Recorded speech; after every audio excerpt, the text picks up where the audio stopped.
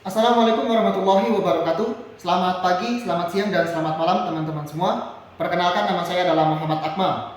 Biasa dipanggil Akmal. Saya adalah mahasiswa Universitas Dian Nusantara semester 1. Dalam kesempatan kali ini, saya ingin menyampaikan materi matematika bisnis tentang elastisitas.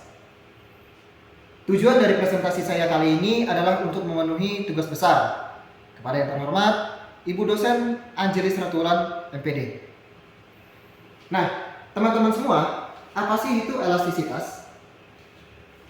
Elastisitas atau penguluran adalah pengaruh perubahan harga terhadap jumlah barang yang diminta atau yang ditawarkan. Dengan kata lain, elastisitas adalah tingkat kepekaan perubahan suatu gejala ekonomi terhadap perubahan gejala ekonomi yang lain. Lalu, apa sih sifat-sifat dari elastisitas? Yang pertama, bila E sama dengan 1, maka fungsi tersebut dinyatakan elastis satuan. Bila E lebih dari 1, maka fungsi tersebut dinyatakan elastis. Kemudian bila E kurang dari 1, maka fungsi tersebut dinyatakan tidak elastis. Dan bila E sama dengan 0, maka fungsi tersebut tidak elastis sempurna. Kemudian teman-teman, ada berapa sih macam-macam elastisitas?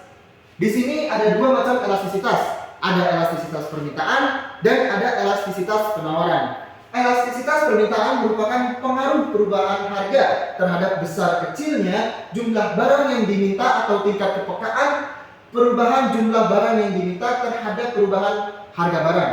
Lalu elastisitas penawaran adalah pengaruh perubahan harga terhadap besar kecilnya jumlah barang yang ditawarkan atau tingkat kepekaan perubahan jumlah barang yang ditawarkan terhadap perubahan harga barang. Nah, di sini ada rumus permintaan, di mana ED sama dengan delta Q per delta P dikali P per Q. Keterangannya adalah delta Q adalah perubahan jumlah permintaan dan delta P adalah perubahan harga barang, sedangkan P adalah harga mula-mula dan Q di sini adalah jumlah permintaan mula-mula. E sama dengan elastisitas permintaan. Kemudian di sini ada contoh soal di mana kuantitas yang diminta terhadap suatu barang memenuhi persamaan berikut, di mana Q sama dengan 80 dikurang 1/2 P unit. P dalam satuan rupiah per unit. Berapa nilai elastisitas permintaan pada saat barang itu 100 rupiah per unit? Penyelesaian adalah jika P sama dengan 100, maka Q sama dengan 80 per 1/2 dikali 100. 100 adalah pada saat barang itu 100 unit, maka dapat 80 dikurang 50. Hasil perkalian dari 1/2 dikali 100. Hasilnya adalah 80 dikurang 50 sama dengan 30. Jika Q sama dengan 80 dikurang 1/2 P, maka Q turunan 1 sama dengan min 1/2. Kemudian elastisitasnya adalah E sama dengan Q turunan 1 dikali P per Q sama dengan min 1/2 dikali 100 per 30. Maka yang didapat hasilnya adalah min 3,3. Jadi, mohon maaf, ini harusnya ada min, hasilnya adalah min 3,3, kemudian kita positifkan jadi 3,3. Jadi elastisitasnya adalah E lebih dari 1 atau 3,3 lebih dari 1, maka permintaan dikatakan elastis terhadap harga. Lalu ada rumus penawaran, mirip dengan yang rumus permintaan, di mana E sama dengan delta Q per delta P dikali P per Q. Keterangannya, delta Q adalah perubahan jumlah penawaran, delta P adalah perubahan harga barang, dan P adalah harga barang mula-mula, Q adalah jumlah penawaran mula-mula, dan E adalah elastisitas penawaran.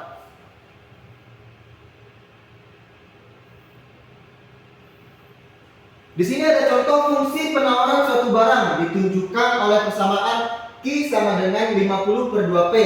Tentukan besar elastisitas penawaran pada tingkat harga P sama dengan 50. Penyelesaiannya adalah jika P sama dengan 50, maka Q sama dengan 50 plus 2 dikali 50. Q sama dengan 50 plus 100. Hasilnya adalah Q sama dengan 150. Jika Q sama dengan 50/2 P, maka Q turunan 1 adalah 2. Elastisitasnya adalah E sama dengan Q turunan 1 dikali P per Q sama dengan 2 dikali 50 per 150. Hasil yang dihasilkan adalah 2 per 3. Jadi elastisitas kurang dari 1 atau 2 per 3 kurang dari 1, maka penawaran dikatakan tidak elastis uniter terhadap harga. Nah, kemudian teman-teman di sini ada biaya marginal. Apa sih itu biaya marginal? Biaya marginal ialah biaya tambahan yang dikeluarkan untuk menghasilkan satu unit tambahan produk. Jika fungsi biaya total dinyatakan dengan C sama dengan fungsi Q, di mana C adalah biaya total dan Q melambangkan jumlah produk, maka biaya marginalnya adalah MC sama dengan C sama dengan DC per DQ. Lalu ada penerimaan marginal. Penerimaan marginal adalah penerimaan tambahan yang diperoleh berkenaan bertambahnya satu unit keluaran yang diproduksi atau terjual. Jika fungsi penerimaan total dinyatakan dengan R sama dengan fungsi Q, di mana R melambangkan penerimaan total dan Q adalah jumlah keluaran, maka penerimaan marginalnya adalah MR sama dengan R turunan 1 sama dengan DR per DQ.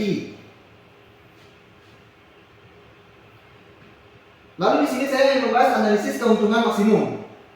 Tingkat produksi yang memberikan keuntungan maksimum atau menimbulkan kerugian maksimum dapat disidik dengan pendekatan diferensial. Nilai ekstrim atau nilai optimum dapat ditentukan dengan cara menetapkan derivatif pertamanya sama dengan 0 atau V. Di sini ada rumus di mana V sama dengan R dikurang C sama dengan RQ dikurang CQ sama dengan fungsi Q. V optimum jika V turunan 1 sama dengan F turunan 1 dalam kurung Q sama dengan dV per dQ sama dengan 0. Karena V sama dengan R dikurang C, maka V turunan 1 sama dengan R1 dikurang C1 sama dengan MR dikurang MC. Berarti pada V optimum, V turunan 1 sama dengan 0. MR dikurang MC sama dengan 0. Maka dapat dinyatakan bahwa MR sama dengan MC. Untuk mengetahui apakah V turunan 1 sama dengan 0, menemukan keuntungan maksimum ataukah justru kerugian maksimum perlu diuji melalui derivatif kedua dari fungsi V. Rumusnya adalah V sama dengan R dikurang C sama dengan fungsi Q. V optimum apabila V turunan 1 sama dengan 0 atau MR sama dengan MC. Jika V turunan kedua kurang dari 0, maka V maksimum sama dengan keuntungan maksimum. Jika V turunan kedua lebih dari 0, maka V minimum sama dengan kerugian maksimum. Agar keuntungan maksimum dapat diselesaikan dengan V turunan 1 sama dengan 0 min 3Q pangkat 2 plus 114Q dikurang 315 sama dengan 0 Q kuadrat dikurang 38Q plus 105 sama dengan 0 Q min 3 dalam kurung Q min 3 dikali dalam kurung Q min 35 sama dengan 0. Diperolehlah Q1 3 dan Q2 nya adalah 35. V turunan kedua adalah min 6Q plus 114. Jika Q sama dengan 3, maka V turunan 2 sama dengan min 6 dikali 3 plus 114. Hasilnya 96, maka lebih dari 0. Jika Q sama dengan 35, maka V turunan kedua adalah min 6 dikali 35 plus 114 sama dengan min 96.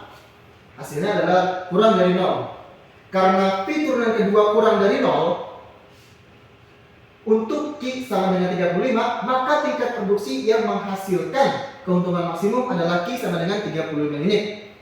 Adapun besarnya keuntungan maksimum tersebut adalah V sama dengan min 35 pangkat 3 ditambah 57 35 pangkat 2 dikurang 315 dikali 35 sama dengan dikurang 200 sama dengan 13.925.